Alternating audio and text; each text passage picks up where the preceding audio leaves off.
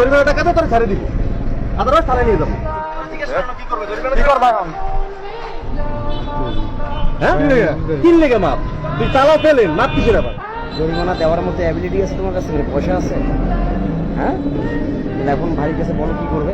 না তোর মাপ নেই, এটা তো ইচ্ছা কি তোর? এটা তো ইচ্ছা কি তোর? ঠিকই আছে, আর খারাপ কি দরকার? এই কার্ডটা তোর মনে রাখবি। ভাই থাক, আর মারেন না, থাক ভাই, যান।